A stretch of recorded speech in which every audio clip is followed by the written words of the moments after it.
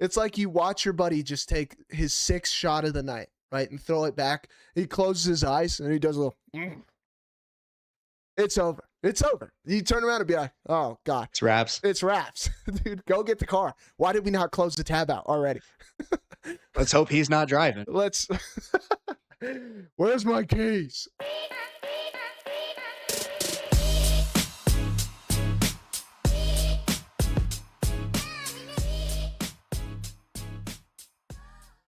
Ladies and gentlemen, welcome back to another episode here on Locked Door MMA. We're your hosts. I'm Brevin. This is my good buddy JP. And in today's episode, we will be breaking down and giving our prediction for every single fight. UFC Fight Night, Della Maddalena versus Carlos Prates. But before we do, we have a few things to cover. First and foremost, if you're new to the channel, welcome. We are so happy to have you here as part of the Locked Door MMA community. And if you haven't already, go ahead and hit that subscribe button so you can join the best UFC community in the entire world with the best UFC predictors in the world as well. But JP, I'll let you tell the people a little bit about the strange shenanigans we had in last weekend's card. Trash card. Um, Trash card. Not only picks wise, trash card. We always say don't judge a book by its cover. Sometimes the fight nights are bangers. Now we can judge it. It was cheeks. A lot of wrestling, all cage, favors that style. We say it all the time, and yet we've faded away from that with some picks versus others, but that's all right. Is what it is. First time we went negative in, I don't even remember, months, I think. But yeah, is what it is. Filio apparently got bit by another spider. I don't know. He used that excuse the last time he looked this bad. He looked pitiful. I don't, Brevin, we can't do it anymore. We just can't. These jiu-jitsu guys that lay on their fucking back, we even talk shit about it before picking him. About who did it 2 weeks ago. There was someone who did it 2 weeks ago. It was the girl fighter that we don't like. Oh, it was. Oh my God. He pulled Carini Silva. a Carini Silva. Whatever, dude. Got outstruck. Just looked atrocious. Good for Cody. I mean, he puts on a pace. He's in your face. We knew that going in. We just didn't think Filio would fight like a bitch. And then halfway through the second round, he laid on his back, put his hands behind his head, and I was like, okay. Well, it's absolutely chalked. Aljamain Sterling, we knew he was a good wrestler going into it. Zalal had good footwork. His striking looked decent when he did throw. He wasn't throwing because Aljo was just on the gas, cutting him off, taking him down. Aljo, I don't want to say I underestimated it. I want to say maybe we just didn't think about it as much as we should have. Aljo's footwork to like cut people off is pretty good. It's much better than 90% of the dipshits we see just follow people around like a dog. So is what it is. Aljo showed levels. Good win for him. Both of them with a sub attempt, but I mean, off your back, I don't really think you're ever going to sub Aljo. Norma Dumont, the dump truck.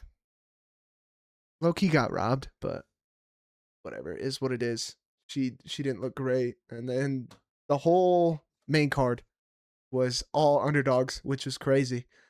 The week before, we go 4-1 on the main card. This week, we went 1-4 on the main card. Shout out Ryan Spann, the Superman. Our guy slumping butt cheeks, Shesha. That dude's striking is pitiful. And then the other one was McConaughey. McConaughey was able to fend off the grappling. As soon as the fight started, dude gets dropped and put in like 2 submissions. And I was like, well, Brevin is not going to be happy about this. I swayed him just for McConaughey to get beat in the first minute of the fight. And defense looked pretty good. Grappling defense looked pretty good. And then outstruck Vieira on the feet. So good dog call there. McConaughey's not bad. I know his record doesn't look great. He's not bad. But yeah, card was just butt cheeks. There's probably other stuff I'm not touching on, but who cares? On and upwards to a much better card.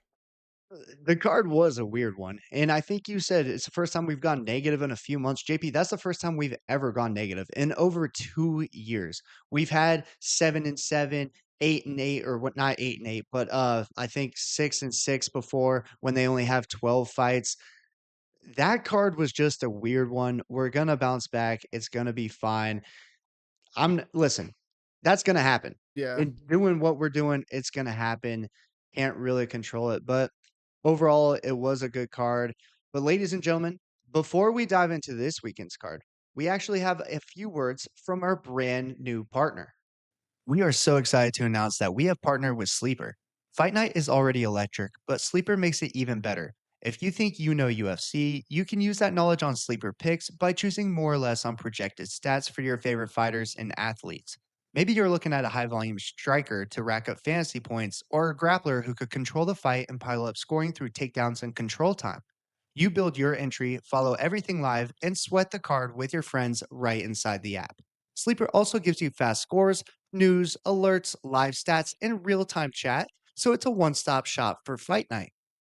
Download Sleeper today and use code LOCKED when you sign up to get a 100% deposit match up to $100. That's code LOCKED on Sleeper.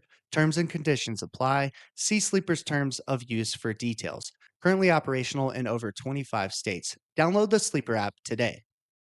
All right, JP, we have a really stacked card in Australia this weekend, but for us here in the United States, that means it's going to either be a super late night or a super early morning. It's going to be tough to watch, guys. The prelim starts at 1 a.m. here in Arizona. The main card starts at, I believe, 4 a.m. So do with that information as you may. But first fight of this card, we have Cody Steele taking on Dom Mar Fan. Yeah, prelim's gonna have to be a watch back. Okay, prelims are gonna have to be you get on Paramount, rewind. Okay, watch a couple fights.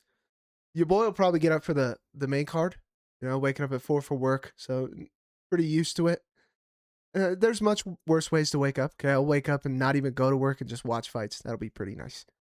Um, but yeah, if you're on the East Coast, early morning for you to watch the whole card. To start off the card, this should be a good fight. Both guys are pretty decent grapplers. Okay, Cody Steele, big jiu-jitsu guy.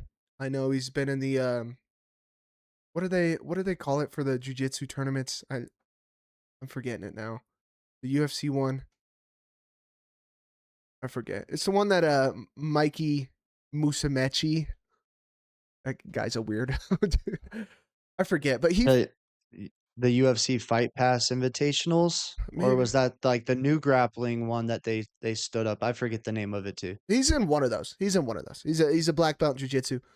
Um Dom is a pretty good wrestler in his own right. Okay, good defensive wrestling, good defensive grappling. Both guys' takedown efficiency, like their offense, isn't great. Okay, but I'd say Cody's a little bit worse. All right, he likes rolling for heels, heel hooks, stuff like that.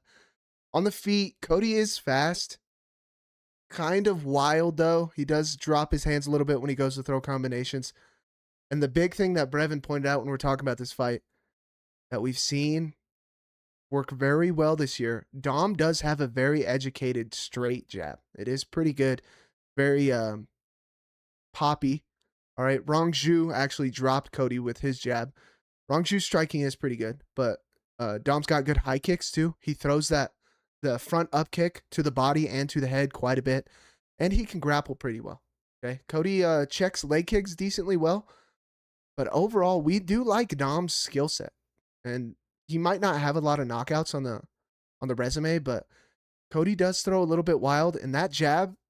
I mean, even in his contender series fight, Cody was having trouble with the jab. So we're gonna take a stab at dog money, Dom Mar Fan for the first fight at night.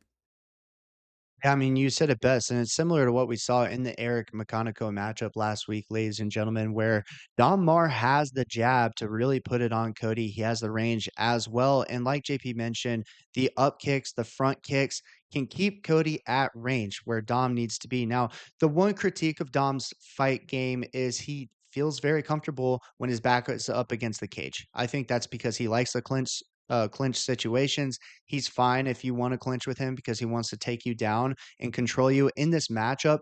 I don't think he should be taking Cody down. I think Cody's the superior grappler overall, even though Dom's wrestling is pretty good.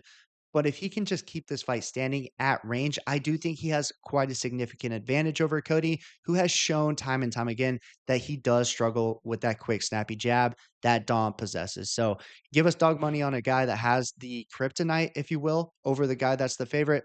Yeah, let's go with the dog there. Yeah, and honestly, low key kind of worried that Cody, I mean, that high level jujitsu, is he going to be comfortable on his back again? Even if Dom does choose to take him down, throwing stuff off your back, which in competitive jujitsu, that's perfectly fine. It looks better for the judges and all this. You're being aggressive. In MMA, it doesn't. You're on your fucking back too long. So I don't know. We just got to see more out of Cody. Maybe see him get a stoppage with his hands to put more respect on it. We'll see. But second fight of the night, Jonathan Micallef going up against Themba Gorimbo. Yeah, good matchup between these two. We've seen Themba look really good at times and then really bad other times. His last two haven't gone his way. Obviously, he lost to Vicente Luque, which was kind of a shocker to most people because before that he was on a little bit of a tear. But when you look back, hindsight, those guys that he was beating, not very good. And then following it up with a loss to Jeremiah Wells. Micallef, on the other hand, another Australian fighter. There's a lot of them on this card. 2-0 in the UFC, won his Contender Series fight as well. Put on a nice performance against Oban Elliot. Beat Kevin Jusey, who we're high on the kickboxing, the clinch striking of in his in the one before that in the UFC debut. And has looked really good. He's got good grappling. He's also got good hands. And I think for Themba, he's really going to have to utilize the power and the reach in this one. However, Micallef is no small guy either. I think their reach is fairly close. Yeah, it's actually the same. And normally Themba has quite the reach advantage. He has very long arms. He's tall for this division at 170, being 6'1". Micallef matches that at 6 feet with the same reach. So I think in the striking department, he's going to be just fine. And give us Jonathan Micallef. I was kind of surprised that Themba was 6'1". I don't know why. I thought he was like 5'9", 5'9", 5'10", but I didn't realize he was that tall. The Vicente fight was just a terrible look. He got dropped, and then, I mean, I guess not terrible because Vicente's choke game is just crazy, but Micallef's choke game is also very good. He blasts a body kick. I believe they're both opposite stances, right? Am I remembering that correctly?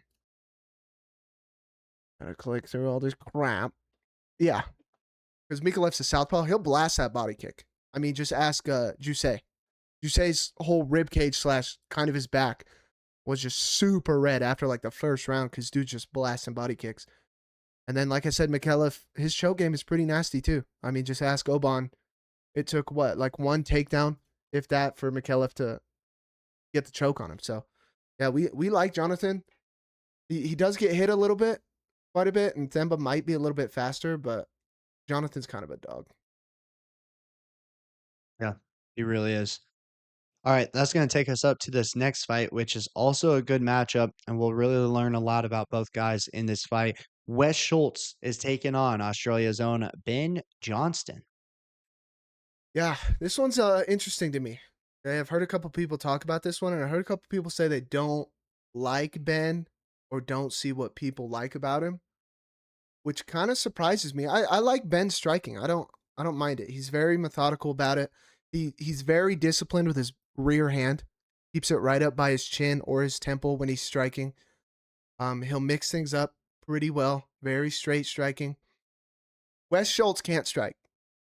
Wes Schultz comes out in the Contender Series fight against Abdul Malik and is doing ballet and jumping, and dude's not even trying to work a jab, not a 1-2. He's not trying to feint, nothing. The first thing he throws is an up kick out of range, then attempts to throw a flying knee and doesn't, and then throws a spinning heel kick. What are we doing? I mean, unless you're Mauricio Hoofy or Conor McGregor, stop doing that shit. Okay, just try and touch him first. He can grapple. Like he's a good wrestler. I don't like how he'll go straight when you put pressure on him and start throwing. He'll shell up, go straight backwards, and then literally just drop to his knees and reach for legs. Hate that. Don't like that at all. If you're gonna do that, I feel like you got to drop and then go forward and drive, not just drop and reach for legs. I think Ben's honestly gonna stalk him down. I like Ben striking. He's got good footwork. His right hand, when it's not by his head, he fires it out like a piston. Very accurate. Brevin, I don't know if you saw doing the film on Ben. I felt kind of bad because one of the fights that I watched, he's fighting this 19-year-old Korean kid who's like 5'8", and He's like he's really short. yes, Yeah, I saw that fight. and he's just beating his ass, and this Korean kid's like talking shit. It's just like, come on, come on, Yeah. come on. And he's just beating his ass. I felt kind of bad, but I do like Ben. I like his striking. His resume might not be great, but I like what I see so far for the skills. So we're gonna take Ben Johnston.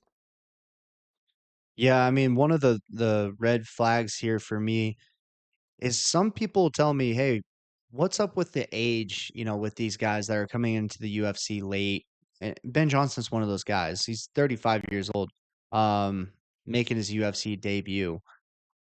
That tends to not always go the best, but in this matchup, I think JP said it well.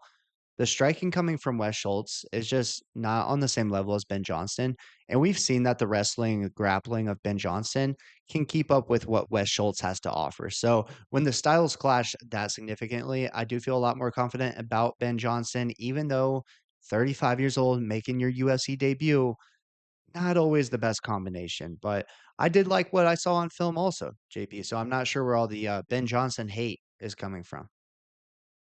I mean, who knows? And speaking of hate, um, I forgot to mention I was going to talk about how we're back in Australia, and this is the I don't know if I think it was the first Australia card that we ever broke down on the show. This is where one of our first notorious haters came from. Yeah, well, that was almost 2 years ago now, right? Yeah, it was a dude who got in the DMs talking about how Brevin couldn't pronounce Adesanya. Well, listen, I would like to report that since that video, I'm down 30 pounds. Oh, So true. there's also that. He was just come to Australia. He was calling me fat shaming me. All right, guys. And I took it personal. Okay. I was like Michael Jordan. I took it very personal, lost a bunch of weight. So we can see. We might show up to Australia. um, but yeah, another thing, I didn't look into it too much. I couldn't find much. I didn't spend much time on it. But Ben made his pro debut in 2010, and then didn't fight again until 2022.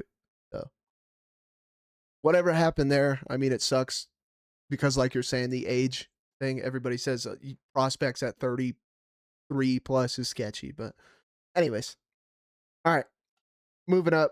This one should be interesting. A vet that is crafty guy on the ground as well. Vince Morales going up against Colby Thicknesse. Yeah.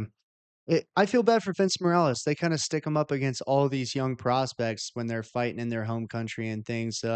Just recently fought Raul Rosas Jr.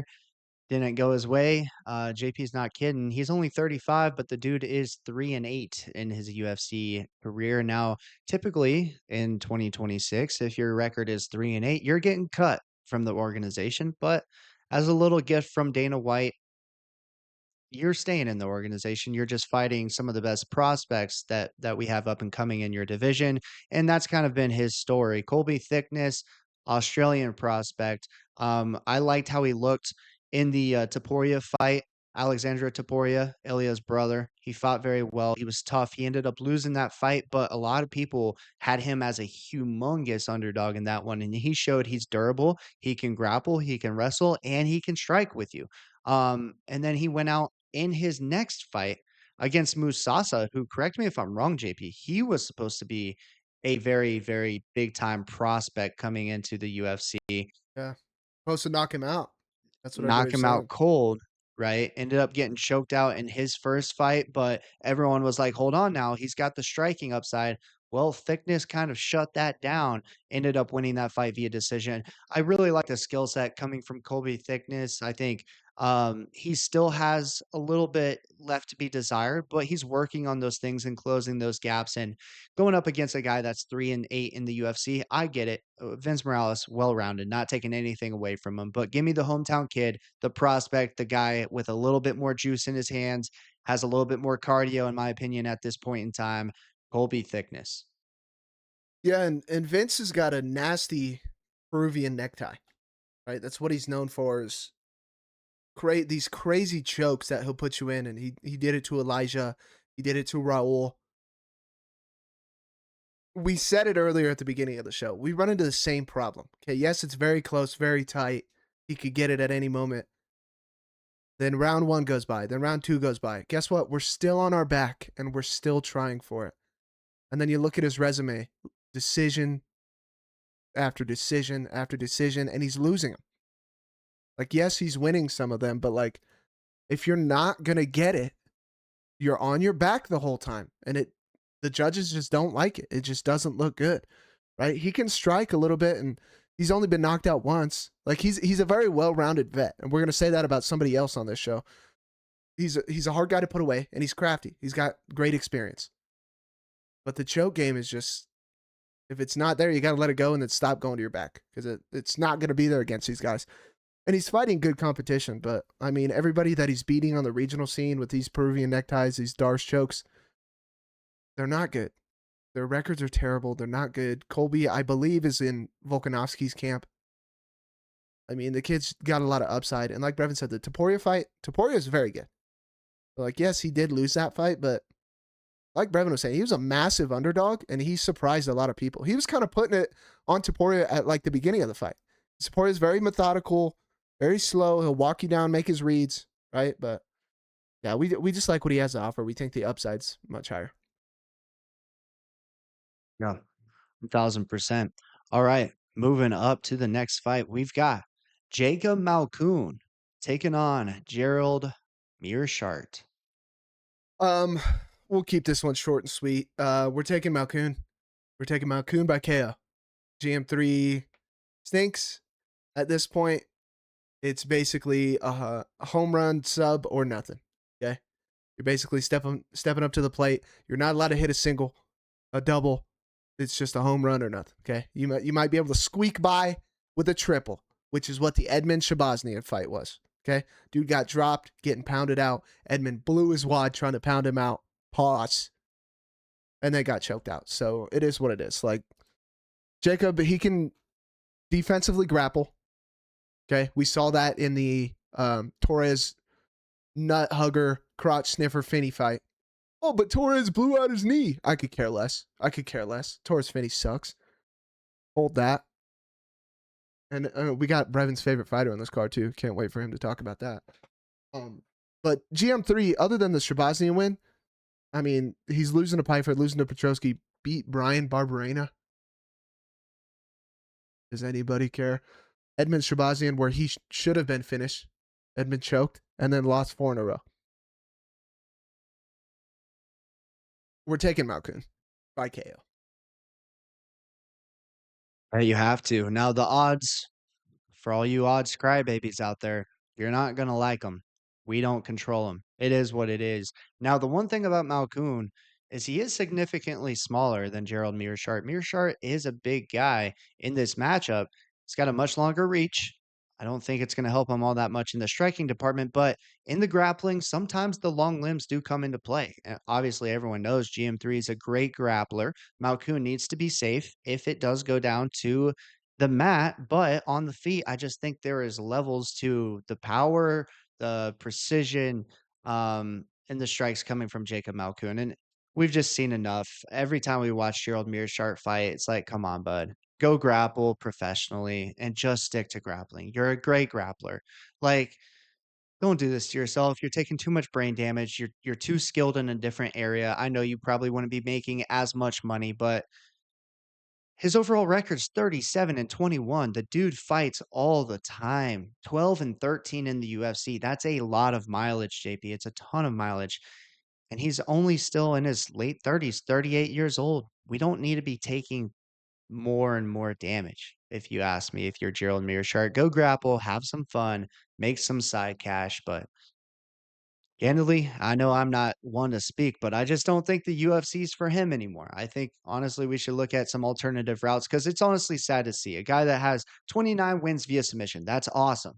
But you're getting knocked out every single time you step inside the octagon at this point. So not a great look for GM3, especially if he goes out there and gets starched once again, like we think he will Yeah, this weekend. 100%. Like, even if you are on GM3 by sub, I can see it already. All right, on TikTok, on everything, the comment section, GM3 by sub, GM3 by sub.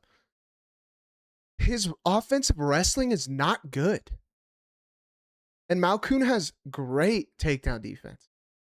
So if anything, he's going to need to hit Malkoun with a fucking chair and make him, he's going to need to throw a banana peel over there, hope he slips on it, and then jump on his back.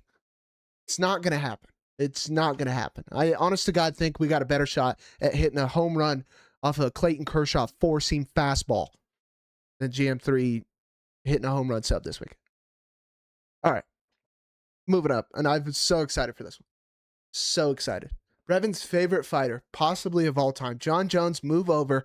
Junior Tafa, step on in. He's taking on Kevin Christian. Yikes, guys. Honestly, and I say this with all due respect, how is Junior Tafa still in the UFC? I don't get it. The dude doesn't do anything for the organization. He doesn't win fights, and half the time we can't even get him inside the octagon. He's pulling out of every single fight because he's scared. Well, this weekend, he may have a shot. He's fighting Kevin Christian, okay? Kevin Christian, you want to talk about scared. I think Kevin Christian's scared to do anything. Maybe he's not scared to dunk a basketball because he's 6'7", okay? 80-inch reach. You guys know I like my tall and long fighters. I think it's cool. I use Stefan Struve in UFC 5. You guys watch me on the TikTok lives. I love that stuff. The skyscraper. What are we doing if you're Kevin Christian? He stands flat-footed, doesn't utilize his length, doesn't keep people at range. He's supposed to be a good jiu-jitsu guy, but the only time he ever does anything is if he's laying flat on his back, similar to Rafael Filho, similar to some of these other people, Carini Silva that we see. Sure, you have a good guard. Sure, you're a good jiu-jitsu guy on your back, but if you can't offensively wrestle and get on top of guys and start finishing guys from top position, fights just generally aren't going to go your way. He stands flat-footed, keeps his chin up in the air. He doesn't keep people at range. And Junior Tafa is just a better striker, better pure striker. Now, if Kevin can miraculously find a takedown similar to what we talked about in the Gerald Meerschart fight, maybe he's got a shot because Tafa is a turtle on the ground. He does not do a good job of getting back up to his feet. He tires out very easily. He's fought a heavyweight quite a bit in his career. He doesn't really have good cardio, not a good gas tank. And then the excuse was, oh, I'm actually a light heavyweight. He moved down to light heavyweight. Gas tank's still not there. Takedown defense is okay. But the get up game from bottom, not there at all. So Junior Tafa, you got to keep this fight standing. I think this will be the only time I ever pick you on this channel. Give me Junior Tafa. Oh man, there's a first time for everything. And I don't think this is the first time I've picked Tafa. I think I have picked him before when we were doing the split picks. Separate picks. Yeah.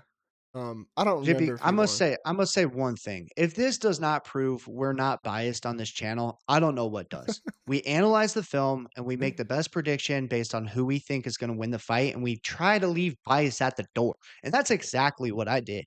I can't stand the guy. I can't stand him. I can't stand his brother. If I see them in the street, I'm fighting both of them at the same time. I think they're bunts. I'd take them both down at the same That's a time. They lot of wouldn't be weight. able to get That's back a up. lot of weight, dude. That's a I lot of weight. don't care. I don't care. They're terrible. All right. But in this fight, he's better than his opponent. Good for him. Yeah. If we're going Tafa, we're going first round KO. The longer it goes to go in the distance, the more Kevin, I would say, has a shot.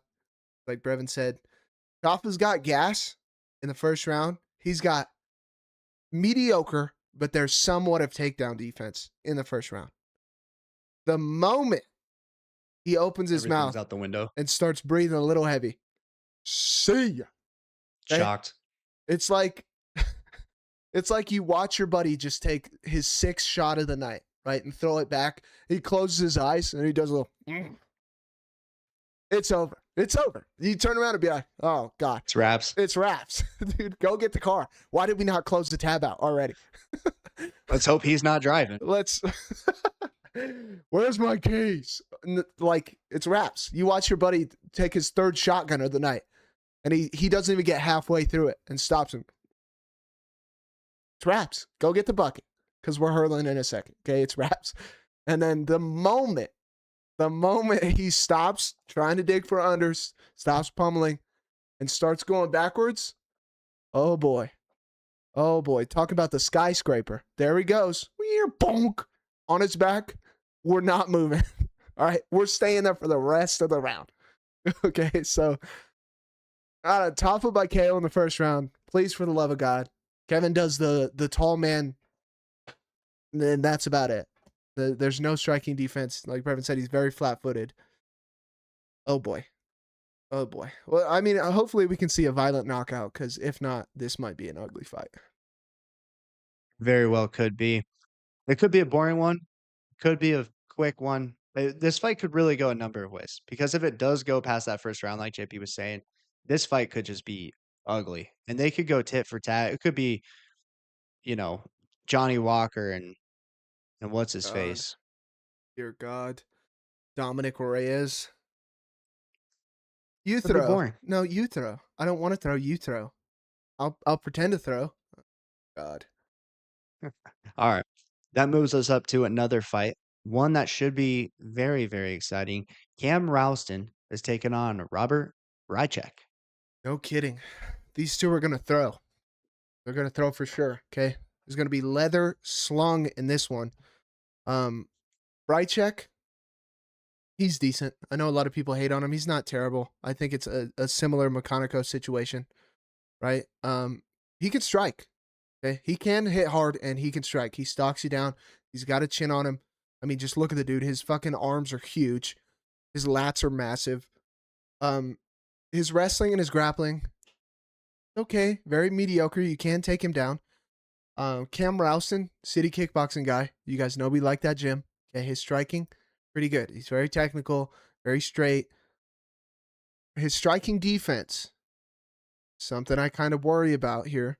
Something that when you watch film and you watch his fights, you kind of notice. Okay, Cody Brundage doing what he does, shelling up, dipping his head, and then just unloading bombs that you can see coming from a mile away. And he's landing. He's landing on Cam, right? Cam can be hit. Robert circles well to his left, right? Because he's trying to uncork that right hand. And then if you're leaning away from that right hand, that left hook of Bryczek will put your lights out. Go ask Brad Tavares, okay? Brad won the second round because we're moving. We're staying off the cage. The moment Bryczek cuts you off and tracks you down, he will land that big shot. So this will be a close fight. Yeah, I think the odds should be maybe a little bit closer to a pick'em. I think Cam's like minus 218 right now. We are going to go Rowston. Okay, we think the grappling is in his back pocket. We think it's a little bit better. He's a more well-rounded guy. He is a little bit bigger. I don't think it's by much. 6'3" to 6 foot, but their reach is the same. So, and like I said, it's not like Cam uses his reach crazy well. He can be touched. More ways to win. We're in Australia. We do like Rowson. We just got to mind our P's and Q's here on the feet. Yeah, 1000%. I think you said it well. I mean, Bryczek, he has Polish power. He can put your lights out if you're not careful. So you better mind those P's and Q's. Cam Ralston, good fighter though, good striking. He's big for this division as well. So give us Cam in the home country of Australia, but got to be a little careful in there with Bryczek. It should be a good one. Trade and leather for sure. All right. Moving up. What used to be a fan favorite and now has just fell off so hard. Don't know where he's gone. Maybe he's still looking for his shoe after he did the shoey last time and chucked it to the crowd. I think it was 4 years ago at this point. Still hasn't found it. We'll see if he can find it Saturday night. Tai Tuivasa taking on Louis Sutherland. My oh my. Now, you want to talk about making it out of the first round? If this one makes it out of the first round, expect some sloppy fighting. Tai Tuivasa, obviously, hometown favorite. He's got the country behind him in this one. Like JP said, we haven't seen a shoey out of this guy in 4 years. Okay, he loses to everybody. What was it, JP? 6 fights in a row now that Yeah. he's lost. He used to be on top of the world, dude. He really did. It's a little bit unfortunate. He's only 33. He took some time away. Didn't really develop any type of grappling or wrestling in that time. Still got good power in his hands. His opponent, Louis Sutherland, honestly, in some ways, kind of reminds me of Ty. Big, pudgy dude, only 6'3", but just full. These dudes are just full. Okay, they're filled up. Um, Can wrestle a little bit. He does have some wrestling in his game. He'll shoot takedowns. They're not always the cleanest takedowns, and I do think this is one where Ty can stuff a few of those takedowns and start putting it on him. We're gonna be taking Ty Tuivasa to get his first win in many years and do a shoey in front of his home country. I don't like this fight one bit, guys. So stay away from this fight. Louis can wrestle, like I said, and if he does, Ty's not gonna get up. If he can survive, it's gonna get real sloppy going into rounds 2 and 3. Um, Bam Bam and the Vanilla Gorilla. Great nicknames, though. True. Great nicknames, but we saw Louis Sutherland get knocked out in his last time out. He can be chinny at times. He'll reach in for his takedowns, leave his chin exposed. If Ty can capitalize, I expect a first round knockout from Tai Tuivasa. So that will be the play. Tai Tuivasa. I mean, and I think because like Ty's one of those people where, like you're saying, when it is sloppy and we're both tired and stuff, and granted it's heavyweight, but like he still can throw out a nasty shot, couple combos, 1, 2. He'll eat a couple as well, and that's why he's a fan favorite because he just fucking, what is it, slang and bang that he says or something like that all the time. So, I mean, I love the shoeys, I love to watch it, but man, we got to put some down blocks out there, get underhooks, something. I mean, and like he's the prime example of why I used to say that two Grizzlies fighting over a salmon joke because these two boys that are just, as Brevin calls it, full, that are just bouncing off each other. If there could be slobber flying through the air, there would be, and it's just ugly. But like Louis can wrestle. We'll have to see if he can do it when he's tired. If the fight goes long, I don't necessarily think it's high level. And Ty was able to go to a split decision with Rosenstruik. I know he's not in the UFC anymore, but Rosenstruik was a good striker, so we'll have to see if he can put him away. I don't know, man. Well, Royson. Well, yeah. He was a good striker in a couple of ways. I mean, I don't know if you saw the most recent news. No, what? What are you talking about? He got arrested, domestic violence. Well, oh man, was it Shara Magomedov type domestic violence? Was he at a mall, just throwing hands with some random guy? No, I don't think so. Oh, it was a much worse situation. One of those situations, yeah. Oh boy, oh boy. Well, good thing that guy's out of the UFC, fucking loser. All right, moving on. He can be in the jail cell next to John Jones. It's all right. Yeah. We've got Shamil Gaziev taking on Rando, the Balkan Bear, Pericic. Oh man, everybody just love each other and get along. Okay, if you don't like each other, put some boxing gloves on, go in the fucking ring. Okay. That being said, yikes. We'll move away from that. Big boys going at it again. Brevin said these other two are full. Well, man, they have nothing on the king of the blobs, Shamil Gaziev. This boy, I mean, Jesus Christ. I remember last time he was fighting, maybe it was 2 times ago, I don't know, but my wife walked in and she goes, "What the hell is that?" I was like, "What are you talking about?" She's looking at Shamil the Blob Gaziev, and I said, "That's king of the blobs." She said, "That has got to be the ugliest person I think I've ever seen in my life." And I mean, I agree with her. All right, dude is Jesus Christ. And then he'll take you down and he'll just lay on you and he'll do the bare minimum. He won't be quite Jailton Almeida. He'll do the bare minimum to stay on you, not get stood up. His striking's okay. He's getting knockouts early in his career. Striking's all right. He's a quitter. Okay, speaking about Rosenstruik, he made him quit. Emil didn't want to get off the stool. I think we have a very real possibility of that happening again. We're taking Brando Pericic. Okay, Pericic can strike. I believe he's at City Kickboxing as well, right? Yeah, I believe so. Eugene Behrman's his head coach. So, again, love that gym. I'm Eugene's mentality. I just love when he talks because he's a very smart guy. But Pericic, stupid fast hands for a heavyweight. His gas tank in the first round is unreal. He sprints at you. He's got good defensive grappling to keep you on the feet, and in close, he will just throw haymakers and hammers. He's going to be much faster on the feet. I don't think Shamil's going to be able to keep up the pace with him. I think Shamil's got to land a big shot to start the fight to either get respect that slows down Pericic or puts him out.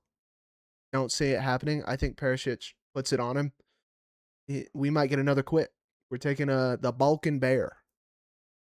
Vulcan Bear. I'd like to add a little bit of context on the Rosenstrike situation. Okay, So okay. apparently he bit the female, leaving a visible bite mark, trapped her inside of a car. Um, Now everyone's innocent until proven guilty.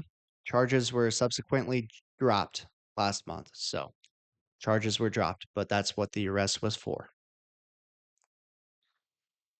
He bit her? That's what he was arrested for. Now, you're innocent until proven guilty. Charges were dropped. So, not going to comment or speculate, but that's what the arrest was for. Oh dear God. Reported out of Florida. All right. Jeez. Give me the Balkan Bear as well. Yeah, wow. Holy cow. He bit her. It was Well, as the story goes, I read in the news article, he went in for a kiss. She didn't want to kiss him. She was pissed at him because they had gotten in an argument. And so this enraged him and he bit her arm. Allegedly. oh my God. This dude, That's just how the story goes. this sounds like, oh my God. Give me a kiss. No. Ah. Okay. Jesus Christ. Like my dog. Yeah. Fuck. They try to lick you in the face. You push them away and they bite your hand. All right. Moving up this card. Tim Elliott and Astro Boy. Steve Erceg. JP, I'll be taking this one. Tim Elliott, good fighter, seasoned vet, 39 years old. In his UFC career, he's 10-11. So he's fought a lot of people. He's had really high level performances and some not so good ones. On his last fight, though, beating Kai Asakura, one that we were very high on with the striking upside. Everyone kind of knew Kai couldn't really grapple, and that was his one flaw. Tim Elliott took advantage of it, as he should have, and finished him via guillotine choke. Steve Erceg, kind of similar, but he's younger. He's only 30 years old, 4-3 in the UFC. He has really good moments and some not so great moments, but he's fighting really tough competition. Pantoja was a loss. Kai Kara France was a loss. Brandon Moreno was a loss. And then he bounced back fighting Ode Osborne, who has shown that he's a good fighter at times too. So this is an interesting matchup. I think Tim Elliott, he's going to want to grapple. And for Steve Erceg, I think he's got to keep this fight standing. Now, Steve, he's no slouch when it comes to grappling. He's got 6 wins via submission, no losses. He's never been submitted. But in the striking department, I do expect him to have the cleaner hands, the better striking, a little bit faster hands as well. So for those reasons, I'm taking Steve Astro Boy Erceg. I think this is going to be the casual underdog of the week. Okay. I think a lot of people are going to be on Tim Elliott. This is the other guy I was talking about. We were talking about Vince Morales, just a crafty vet. Tim Elliott gives a lot of problems to a lot of people because his footwork and his striking, I want to say, is a young Dominic Cruz-esque. Very weird feet, very unorthodox style head movement. Punchers are coming from weird spots. It's difficult to figure out. And then his grappling, pretty good scrambles. It's very fast. He'll do a lot of unorthodox shit there as well. Good scrambling. So if you come in, you try to be super technically sound, you don't get any respect or anything, he will, and he'll talk his shit too. He'll talk his shit and then he'll kind of beat you up. But Steve can grapple very well. Okay, Brevin said he's never been submitted. Pantoja tried. Okay, Pantoja did try. So Steve's very sound in that department. On the feet, Steve Erceg has a problem with overhand rights and straight rights. Just doesn't see him coming. Brevin said he won against Ode. He did, and he recovered well, but Ode dropped him with another overhand right. Kai Kara France, overhand right. He's got to address that because it clips him and he struggles with it. He's a little chinny with that. So we're gonna have to watch out for that on the feet. With that being said, Tim Elliott on the feet is not like this big bomb dropper. I don't remember the last time he knocked somebody out. I think it's been years, 5, 6 years. He just overwhelms people with volume and damage, little short shots. I'm not saying like he's a dirty fighter, but I say like he fights with like dirty boxing and stuff like that. Not like dirty techniques. He's not gonna eye poke you, Cyril gone, but um, he's willing to get his hands dirty in the fight to win a fight. So I I get a lot of people picking the underdog, but I just think Steve Erceg's got more ways to win. Yep. That's what I see there as well. All right, that's going to move us up to the co-main. We have Benil Dariush taking on Quillen Salkilld. Another one, short and sweet. Give us our boy Quillen Salkilld. Quickly has become one of the show favorites. Okay, we liked him coming up. We liked what we saw in film. Everything he showed us in the UFC so far, we're taking Quillen Salkilld. Benil Dariush is chinny because he is willing to get hit by literally everybody. Now he is too old, can't do it anymore. Yes, he can grapple decently well. So can Quillen. And Quillen's putting people out. He's choking people out. He's on the way up. Benil is 1,000% on the way down. If anybody's telling you to take Benil, do not listen to them ever again. Okay? It doesn't make any sense. We're taking Quillen Salkilld. Yeah, I think this is an interesting matchup, though, and I'm curious on how Quillen approaches the matchup. I think Benil Dariush always offers one of those, I don't know, legacy names where these young fighters now, Quillen's only 26 years old. Like, he was watching Benil Dariush when he was younger, growing up, learning how to fight, right? You kind of start idolizing these guys, and then you find yourself in the octagon with them. It's kind of a weird experience there. I wanna see how he approaches it. If he approaches it with no hesitations, he's like, "Imma get after him and fight like I normally do," great. If we allow Beneil Dariush to kinda find his wrestling and grappling in this one, not so great, because Dariush can do it, and he can do it at a high level, but on the feet, Quillen's got the power to put Beneil out. We've seen it time and time again. Beneil can look good sometimes, but when you're up on the feet with him, he gets caught, and he's chinny, like JP said, so give us Quillen. He'll get it done. I'm just intrigued to see how he approaches that first round. I mean, the Benoit fight was just yikes. But I agree with you. You're fighting a legend, a big name, somebody you've been watching. You can't start the fight and already have all this respect for him. You got to let that shit go. Go put him away, and then afterwards you can tell him like all that shit. Because I mean, we see that all the time. People do that, and then they get caught staring. They get caught lacking in a way, I guess, and it's just terrible. Yeah, I gotta give a lot of props to, Mike Malott. He's someone that I've kind of feared maybe having a little bit of that imposter syndrome going on, being in there with Gilbert Burns, and he went out and fought his fight. I was really proud of him for doing that. And this one, Quillen's gotta take the same approach. Just go fight the fight that got me here. You know what I'm saying? Not, Right, "Let's be scared because we're fighting a big name guy that I used to watch growing up." So right, yeah. I mean, on the feet, he really should have a massive advantage.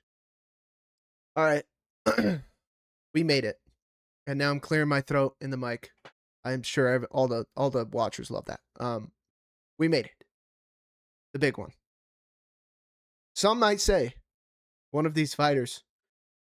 We had the most controversial TikTok video the world has ever seen. Okay, there's a reason why Australia does not like Brevin. Okay, Jack Della Maddalena is taking on Carlos Prates. yeah, I wish I would have saved all those videos from the old TikToks before they got banned, but hey, I'm back. Lockdoor MMA 3.0 on TikTok. Come find your boy. I'm ready to go with whoever. We got a really good one in this main event. Jack Della Maddalena taking on Carlos Prates. Now, if you've seen UFC, I'm sure you've heard of these two guys. Jack Della Maddalena, he's known for his boxing. He can get in there with anybody and absolutely dice and piece you up. Fought in some of the best guys in this division, coming off of a fight with Islam Makachev, one of the absolute goats. Now, I was telling JP before the show, when he fought Bilal Muhammad, Leo. when he Belal. When he fought Bilal, Bilal's the best boxer we've ever seen in the UFC. And Jack was still getting touched up by him pretty good, but Jack showed that he can hang in there and outstrike and beat the best boxer in the UFC in Bilal Muhammad. So that was quite impressive to me. Okay, guys. Sarcasm. Carlos Prates, on the other hand, he's got that one touch death, man. He's got the death touch, is what I call it over on TikTok. And now I'm saying it here on YouTube. I mean, when he puts his paws on you, you're going to bed. In his last time out, knocking out Leon Edwards, nobody knocks out Leon Edwards. That was the whole storyline going into that fight. And we told you guys he was going to knock him out cold. And I heard all week, nobody's ever done that to Leon. They're not going to do it now. Look what happened. This dude has unreal power, okay? This dude's power once caused JP to toss a vape off of his wife's forehead. That's how badly he can put you out. Very crafty striker. Now, I was talking to JP before we started filming. The 5-round experience could use a little bit of work because a lot of his fights are ending in the first and second rounds. That's how hard he hits people. In the fight against Ian Gary, who we value quite highly, we hold him to a high degree.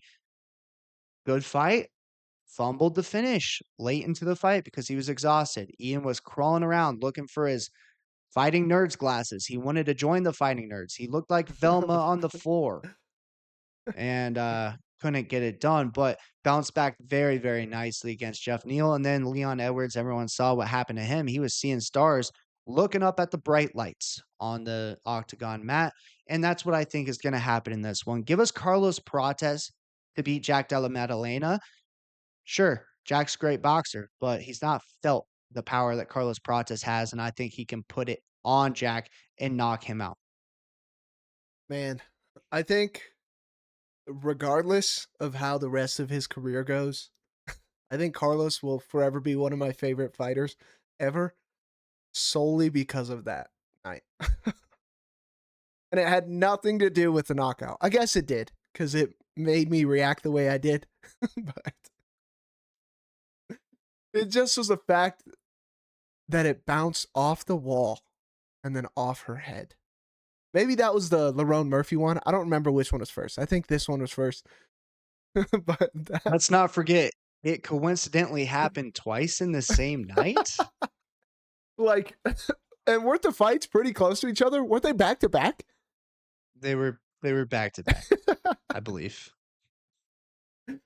So as you guys can imagine, he was in the doghouse. Somebody was not happy. I got in trouble. That was the happiest time I've ever been in the doghouse, okay? Phenomenal. With that being said, yes. Okay, this dude, I know we talk about a lot of people being dangerous and everybody talks about who's the most dangerous fighter and John Jones, and when Chuck Liddell was fighting, Hands of Stone, he was putting everybody out of this and that, and Conor McGregor on the button. Carlos Prates, and I think we said this in the Leon Edwards fight, he is one of the most dangerous people that we have ever seen. The longer you stand in front of him, the more dangerous it gets. Ian Gary was only able to do it because Ian Gary, one, is probably going to fight Islam for the title next because he is very good. Call him a cuck, call him whatever. I might have to bleep that out. I don't even know if I can say that on YouTube. Let's not run the chance. Yeah, that's getting bleeped. I'm sure you guys know what it was. Call him whatever you want. He's very good. Great footwork on the outside, and he can grapple. Everybody's like, oh, JDM can grapple. What are you talking about? Defensively, maybe. When he's over there boxing up, my Canelo hands. Shut up. That guy's a loser. Bilal's a loser. Dude's an idiot.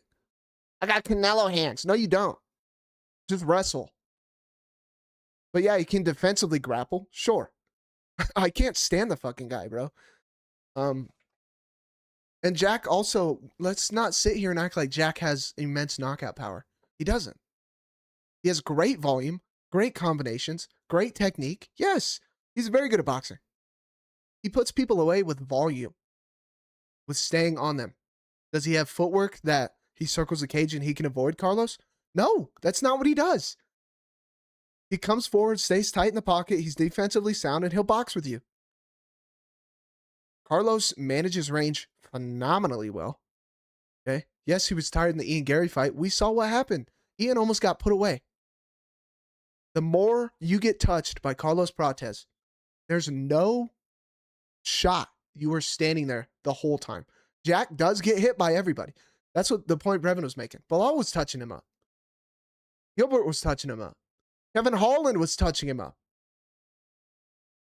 You can't get touched by Carlos, especially not for 25 minutes. And you want me to believe that Jack Della is going to put on a masterclass with footwork and boxing? I just don't. If we see it, we see it. I will be shocked, honest to God. Carlos Prates is a elite fight finisher. On the feet, he's a fucking sniper. Literally the definition of it. I don't see how you don't take... Jack's not going to offensively grapple. He just won't. And if he does, that's because we're in trouble on the feet. We're taking Carlos Prates. Yeah, good fight. I just don't see it going any other way than the guy that can turn your lights off with one shot, fighting the guy that's going to stand in the pocket looking to exchange with you. Kind of the approach of eat one to land one. I'm going to shell up and let my boxing do the work and work the body. Dude, Carlos Prates is going to come up into this fight off of a pack of cigarettes and absolutely put it on. JDM. I forgot about that. I'm smoking cigarettes. I party. I like to party. All right. That does it for the card. Doesn't do it for the show. Don't go anywhere. We have your free show parlays coming your way right now, starting with Lock Door MMA's Lock of the Night. JP, who are we locking up? We're locking up a guy who's fighting somebody who's chinny, a guy who's younger than we are, which I don't know why is always just so crazy to me, especially at the point where he's at in the UFC right now, and he's probably going to get a KO win. We're taking Quillen, Salkilld. Quillen! Benil's done. He's washed. Used to be good, not anymore. If Benoit Saint de Quitter is putting you away in 16 seconds, I think Quillen's getting a head kick. Yeah, I could see that as well. All right, there you have it. Now it's time for Brevin's Basics, starting with that lock. Give me Quillen, Salkilld to kick us off there. Next up, give me Malkoun. I think he's going to absolutely starch Gerald Meerschart. Give me Jacob Malkoun. And then in the final one, give me Brando Pericic to get the win over Gazie. Put those three together right now for Brevin's Basic. Over the blab. I don't know if I said this before, but in one of the Hobbit movies, they're in the little goblin tunnels. And it's like the King Goblin. That dude reminds me of Shamil. Okay, he's like this big ass fat thing that hilarious. I'll show you after this too. Maybe I'll throw it on the screen. All right, juicer time. Sit down, shut up. Not worried about last weekend. Worried about this weekend because you're gonna place it Friday night, and you're gonna wake up Saturday morning and watch the last two fights and cash out. When's the last time you made money at 6 a.m.? Unless you're a degenerate, okay? Which, if that's the case, you're still out at 6 a.m. You were probably on a freaking heater. Here we go. First one, we're taking the sniper, taking the boogeyman, and I am playing Purple Lamborghini on every single TikTok, short, whatever we put out all weekend long. Carlos Prates, throw him in there. Next one, lock is a lock for a reason. Quillen, Salkilld, he's slumping him. Then he's washed, dude. He's so chinny. We're taking Salkilld. The Balkan Bear, we're back in Brevin. We're taking the Balkan Bear. Okay, he probably gets it done over to Blab. Next one, Jacob Malkoun. Big ass favorite. We get it. You can take him by KO if you want. Only way GM3 wins is by a Hail Mary submission. And if you don't like the KO prop, we see it all the time. These big favorites, play them by decision. It's plus money. If it doesn't hit, it doesn't hit. You're crying about how you can't make money anyways at the money line that it is. Just saying. It's an option. Next one, Jonathan Micallef. All right. He's long, crazy limbs, rips body kicks. I think Themba might be getting choked out. And the final one, I understand it's his debut. I understand he's new. I like the striking. I like the film. And I hate Wes Schultz striking. We're taking Ben Johnston as the 6th leg of the juicer. Don't have Johnston's odds yet, but it's juice. I can tell you that. Oh, yeah, it's juiced.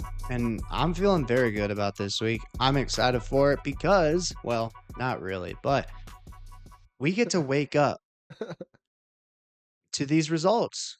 And JP, it can go really bad for some people, but it's going to go really good for us. So that's pretty exciting. A great start to the day. Not going to pull an all-nighter. I have a wedding this weekend, so can't really do the whole all-nighter thing that we used to do back when we were degenerates, but we've learned a few lessons. That was the China card was rough. Staying up that late as an adult now is just not. It's bad. It's literally not fun at all. And then you watch Zhang Ming Yang just not know how to check a leg kick. Whatever. I'll still crash out about that to this day. Sounds like it. I mean, shit. Maybe he should have pulled a Rosenstrike and just bit the dude. I don't know. You never know. Allegedly. Yeah, my bad. I'm sorry. God, I'm gonna get served. I'm just gonna bleep it out. Well, okay. Just every part of the episode is just bleep, bleep, bleep. Well, JP, how did you feel about the draft? Pretty good. Lots of trades. Crazy night. I mean, everybody had to expect it. Your boy went number 1. I'm excited for it. Whether he starts or not, I don't really care. Can't get this wrong. Because if we do get it wrong, Brevin will do the channel solo. I'll tell you that much. Okay.